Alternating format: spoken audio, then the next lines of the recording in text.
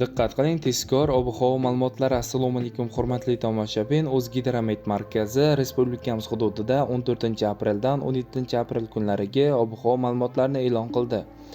Ertaga 14-apreldan respublikamiz hududida katta qismida quruq va iliq ob-havo bo'lib turadi. Kunduz kunlari havo haroratlari 25-30 darajagacha ko'tariladi.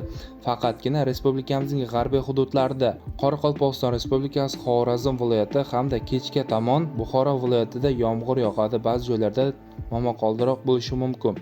15-16 aprel kunlari esa nam havo massalari respublikamiz hududiga tarqaladi. Ba'zi joylarda vaqti bilan yomg'ir yog'ishi, ayrim joylarda kuchli bo'lishi kutilmoqda.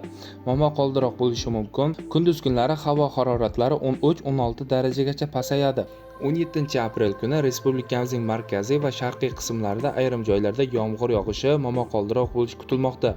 Respublikamizning baland tog'li hududlarida 15-17-aprel kunlari ba'zi joylarda yomg'ir yog'ishi kutilmoqda.